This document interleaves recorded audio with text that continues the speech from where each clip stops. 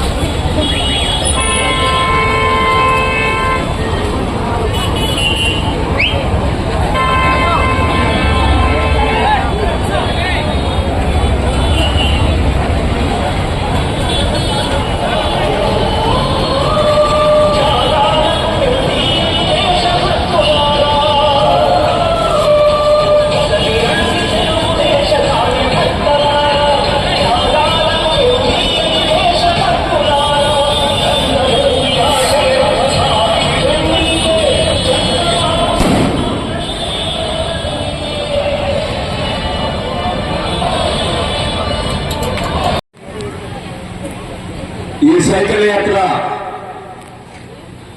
మహోత్సవ కార్యక్రమానికి అధ్యక్షతగా వహిస్తున్న కూటమి, జనసేన, తెలుగుదేశం, బీజేపీ కూటమి అభ్యర్థి గొండు శంకర్ అన్న గారు, అలాగే జనసేన నాయకులకి, బీజేపీ నాయకులకి, అలాగే ఈ నియోజకవర్గ 3 మండలాలు అలాగే మున్సిపాలిటీ నుంచి విచ్చేసిన తెలుగుదేశం, జనసేన, బీజేపీ కార్యకర్తలకి, సోదరులకి, అమ్మలకి, అక్కలకి, అందరికీ మా కిందవారి కుటుంబం తరఫున నా నమస్కారాలు తెలియజేస్తున్నాను.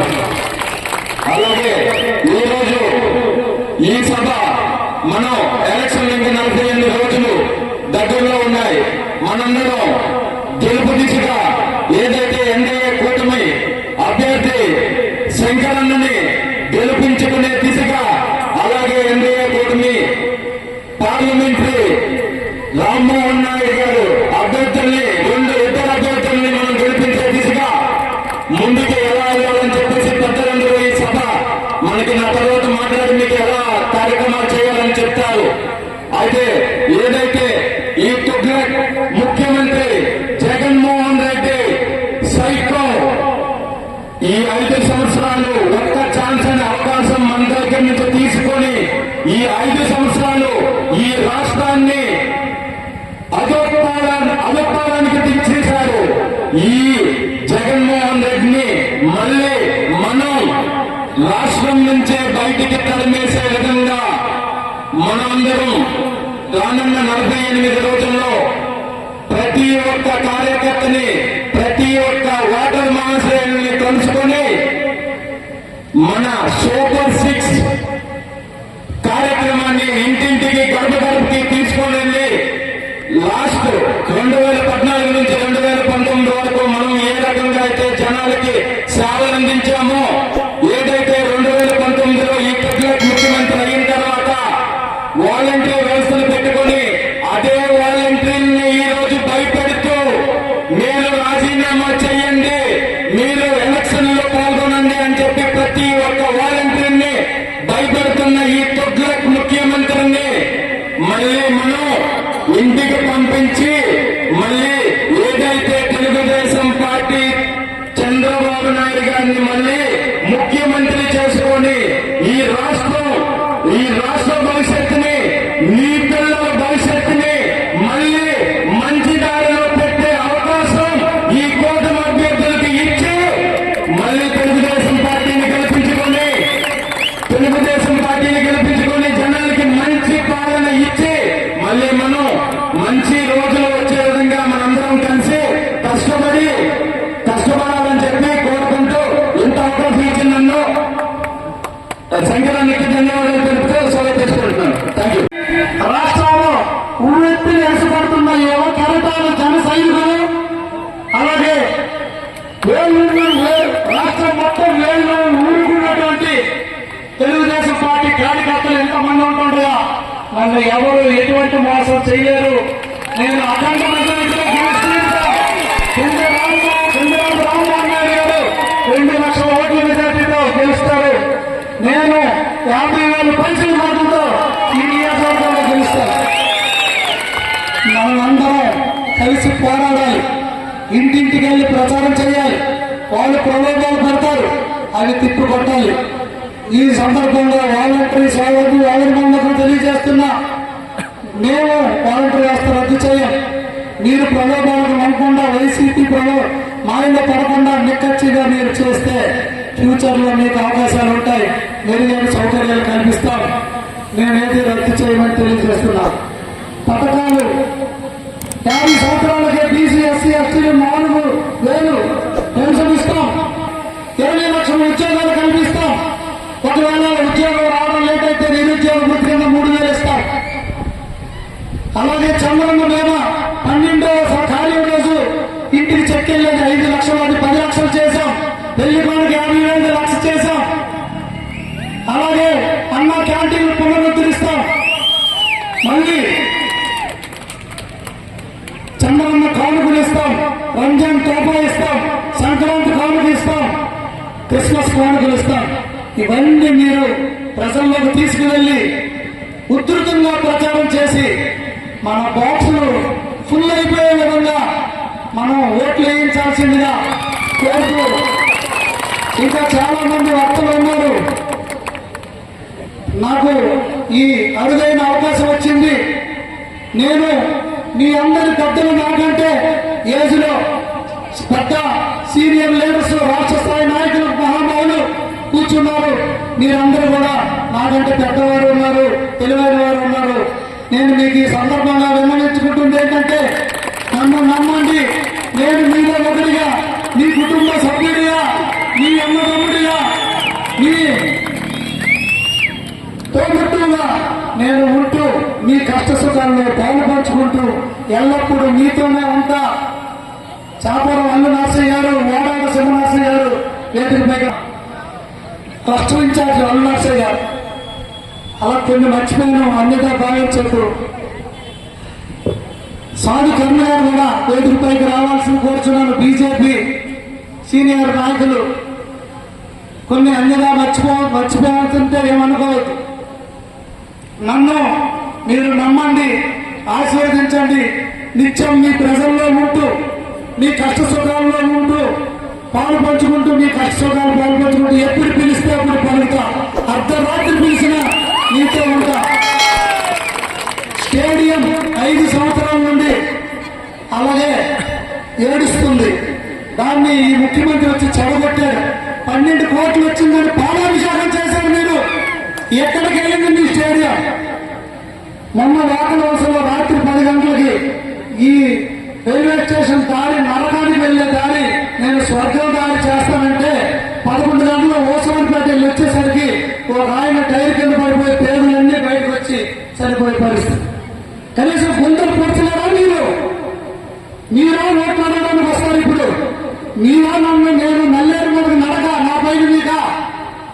చేశారని మీరు మళ్ళీ ఓట్లు అడుగుతారు. ఏ ఒక్కొంది మీకు? మీరు ఇక చాలు, మీరు ఇంటికి వెళ్ళొచ్చు. త్వరలోనే మీకు ప్రజలు బుద్ధి చెప్తారని కూడా వైసీపీ నాయకులకి నేను తెలియజేస్తున్నా. సాగునీరు చివరి గ్రామాలకు నీరు ఇవ్వలేదు. ఏమంటే వర్షాభావ పరిస్థితి, నదిలో నీరు లేదన్నారు. నేను వెళ్ళి చూపించాను. అక్కడ నీటి అడ్డు కట్టేస్తే ఇసుక పొక్కడం అవదు. ఎలక్షన్ కోడ్ ఇచ్చిన కూడా బోరవెల్లో ఇసుక ఎత్తుకెళ్ళిపోతుంటే నేను వెళ్ళి ఆపించి ఇచ్చేస్తే నాకు కేసు పెట్టారు. బీజేపీ, జనసేన, తెలుగుదేశం నియోజకవర్గ సమన్వయ కమిటీ చేస్తే నిన్న కేసు కట్టి పోలీసులు వచ్చి నాకు ఇచ్చి నోటీస్ ఇచ్చారు. ఈయనేమో మంత్రి గారు ధర్మాన ప్రసాద్ గారు పొలాల మీటింగులు పెడతాడు, అన్ని మీటింగులు పెట్టుకుంటాడు, ఇష్టారాజ్యంగా చేస్తాడు, అధికార దుర్వినియోగంలో పాల్పడుతున్నాడు. దీనిపైన నేను ఎలక్షన్ కమిషన్ కూడా ఫిర్యాదిస్తాను. ఇక్కడ నుండి మీరు ఎలక్షన్ లో పోటీ పడాలనుకుంటే దమ్ము ధైర్యం ఉండి ప్రజల్లోకి రండి, ప్రజలకు అడగండి. అంతేగాని కేసులు పెట్టి తప్పుడు ప్రచారాలు చేసి వీడియోల్ని మార్ఫింగ్ చేసి ఏదో దొంగ దోషిగా ముద్ర వేయాలంటే నీ తాతలు దిగి రావాలా. ఇంకొక 20 సంవత్సరాలు మీకు టైం ఇస్తా, ఇంకొక 20 సంవత్సరాలు మీకు టైం ఇస్తా నా మీద ఆరోపణలు చేయడానికి. నేను ఈ సందర్భంగా తెలియజేస్తున్నా, ఒక మంచి హెల్తీ అట్మాస్ఫియర్ లో ఎలక్షన్ చేసుకుందాం. ప్రజలు ఎవరు గౌరవిస్తే వారు ముందుకెళ్తారు. మళ్ళీ గౌరవించే వరకు వెయిట్ చేద్దాం, ప్రజాసేవకు అంకితాం. అంతే తప్ప లేనిపోని దుష్ప్రచారాలు మానుకోవాలని ఈ సందర్భంగా ఈ వేదికపై నుండి వైసీపీ నాయకులకు నేను ఆదేశాలు చెప్తున్నాను. వైసీపీ నాయకులకు హెచ్చరిక చేస్తున్నాను.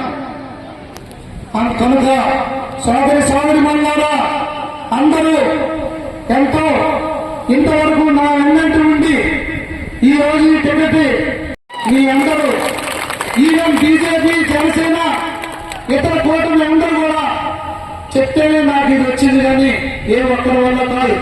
నేను ఎవరికి శత్రుత్వం లేదు. నేను కూటమి ధర్మం పాటిస్తా, అందరికీ సమన్యాయంతో తీసుకెళ్తా. ఎవరికి గుండ లక్ష్మీదేవి గారు, మాజీ ఎమ్మెల్యే అమ్మ గుండ లక్ష్మీదేవి గారు కానీ, మాజీ మంత్రివర్యులు గుండ అప్పసూర్నారాయణ గారు కానీ, ఇద్దరు నాకు తల్లిదండ్రులు సమానులు. మాకేం గొడవలు లేదు, నాకు శత్రుత్వం లేదు. నా ఆస్తి వాళ్ళు తీసుకోలేదు, వాళ్ళ ఆస్తి నేను తీసుకోలేదు. యువకులుగా 40% ఇస్తున్నాను. పాలిట్ బ్యూరో నిర్ణయం మేరకు నేను ముందుకు వచ్చి కష్టపడ్డాను. పార్టీ గుర్తించి ఇచ్చింది. నేను రేపు అమ్మ లక్ష్మీదేవి గారు, గుండప్ప సూర్యనారాయణ గారు, ఎంపీ కింజరాపు రామ్మోహన్ నాయుడు గారు, తెలుగుదేశం పార్టీ కూటమి సభ్యులు, జనసేన, బీజేపీ కూటమి వీరందరి సూచనలతో, వీరి అడుగుజాడల్లో నేను నడుచుకొని ఈ నియోజకవర్గాన్ని అభివృద్ధి పదంలోకి తీసుకువెళ్తానని తెలియజేసుకుంటూ, నా పిలుపు మేరకు, ఈ కూటమి పిలుపు మేరకు ఇంత పెద్ద ఎత్తున వచ్చి నాకు మాయ మాటలు రావు. 2000 కుర్చీలంటే 2000 కుర్చీలు వేసాం, వేసి 3000 అని చెప్పలే. 2000 మంది వచ్చి పైసీలకు వచ్చి కార్యక్రమాన్ని దిగ్విజయం చేశారు. నాకు చాలా ఆనందంగా ఉంది. ఇంతటి పెద్ద కార్యక్రమానికి ఇంతటి తక్కువ సమయంలో ఇచ్చేసినటువంటి ప్రతి ఒక్కరికి పేరు పేరున నా హృదయపూర్వక ధన్యవాదాలు, నమస్కారం, ఆదరణలు తెలియజేసుకుంటూ ఈ కార్యక్రమాన్ని ఉద్దేశించి మన ఎంపీ రామ్మోహన్ నాయుడు గారు, తెలిసిందే మీకు, అమ్మ కీర్తి చేసిన కళావతమ్మ కుటుంబానికి ఎమ్మెల్యేని సేవ చేసింది. మన నియోజకవర్గానికి మంచి నాయకులు అచ్చెన్నాయుడు గారిని, ఎర్రన్నాయుడు గారిని, రామ్మోహన్ నాయుడు గారిని ఇచ్చింది. చంద్ర ప్రసాద్ గారిని, అలాగే ప్రభాకర్ గారు కూడా పోలీస్ డిపార్ట్మెంట్ లో పెద్ద స్థాయిలో ఉన్నారు. అటువంటి తల్లి పరమపదించింది. సూతకం అని రాలేకపోయారు. ఆయన ప్రతినిధిగా, అలాగే జిల్లా పార్టీ తెలుగు యువత అధ్యక్షులుగా ఇచ్చేసినటువంటి నంద దాసనాయుడు గారిని ఈ సభను ఉద్దేశించి ఒక 2 నిమిషాల్లో మాట్లాడి ముగించాల్సిందిగా కోరుకుంటున్నాను. భారతీయ జనతా పార్టీ, జనసేన, బలపరిచినటువంటి తెలుగుదేశం పార్టీ శ్రీకాకుళం శాసనసభ నియోజకవర్గ అభ్యర్థి సోదరులు గొండు శంకర్ గారికి, వేదిక మీద ఉన్నటువంటి ఎన్డీఏ పార్టీల వివిధ స్థాయిల్లో ఉన్నటువంటి సోదర సోదరీమణులందరికీ, మరి ముఖ్యంగా వేదిక ముందు ఉన్నటువంటి శ్రీకాకుళం నియోజకవర్గ నలుమూలల నుండి విచ్చేసినటువంటి సోదర సోదరీమణులందరికీ కూడా భారతీయ జనతా పార్టీ తరఫున నమస్సుమాంజలి తెలియజేసుకుంటున్నా.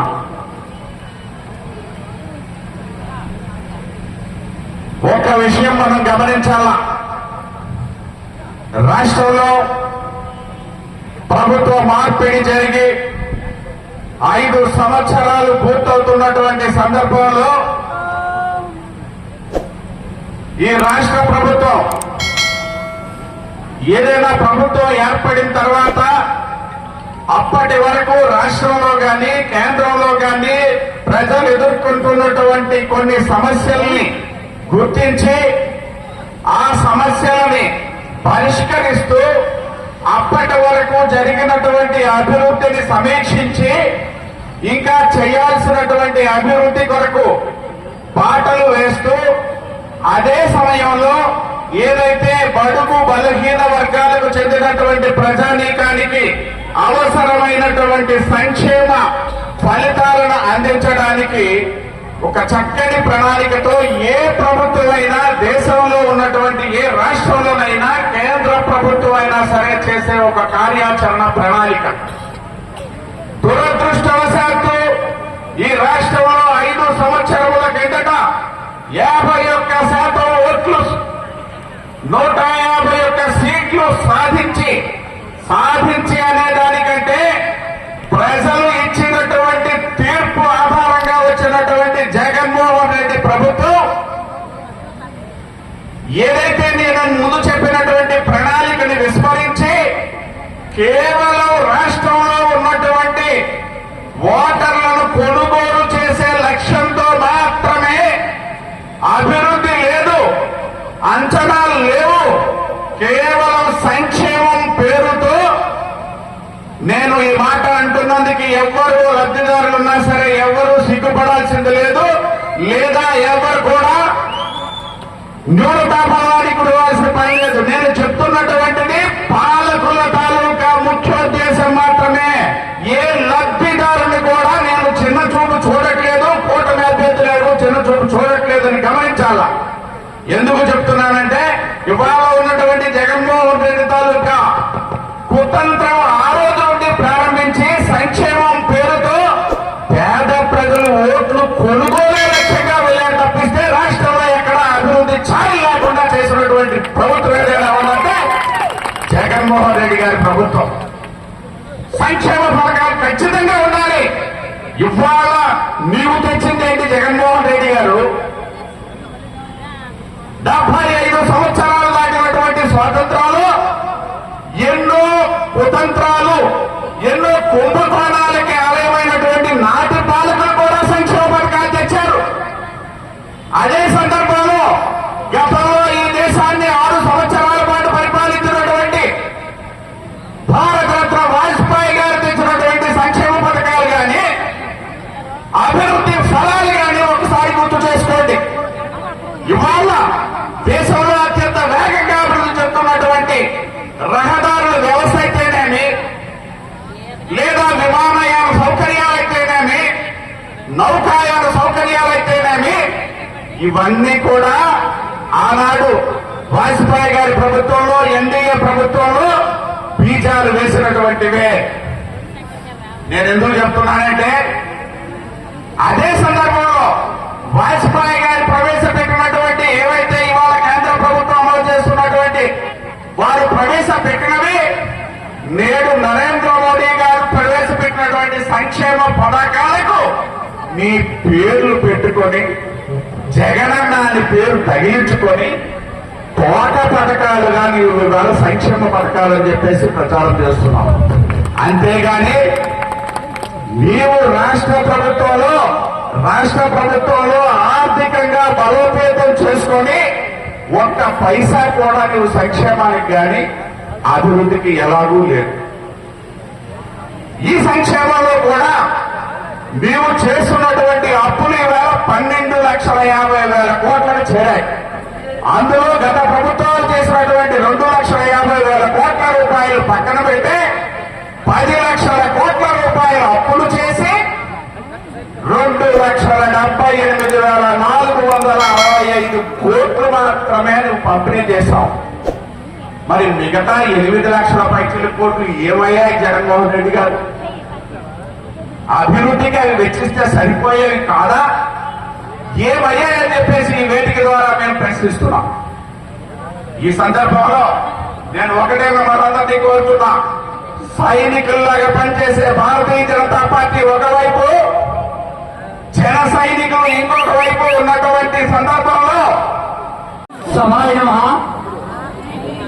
సభాధ్యక్షులు ఎన్డీఏ శ్రీకాకుళం అసెంబ్లీ సెగ్మెంట్ కూటమి అభ్యర్థి చిరంజీవి గొండు శంకర్ గారు, అలాగే వేదికను అలంకరించిన బీజేపీ, జనసేన, తెలుగుదేశం పార్టీ నాయకులారా, అలాగే వేదిక ముందున్న తెలుగుదేశం పార్టీ మిగిలిన కూటమి అభ్యర్థులు అందరికీ సహకరిస్తున్న కార్యకర్తలు, ప్రజలందరూ కూడా ఈ సందర్భంగా హృదయపూర్వక నమస్కారాలు తెలియజేస్తూ ఈ రోజు 2024లో జరుగుతున్న ఆంధ్రప్రదేశ్ అసెంబ్లీ అలాగే భారత పార్లమెంట్ కి జరుగుతున్న ఎన్నికల్లో పోటీ చేస్తున్న రామ్మోహన్ నాయుడు గారికి, అలాగే శ్రీకాకుళం అసెంబ్లీ అభ్యర్థి కూటమి అభ్యర్థి గొండు శంకర్ గారికి ఉభయం కూడా సైకిల్ పై మీ అమూల్యమైన అతి పవిత్రమైన ఓట్లు వేసి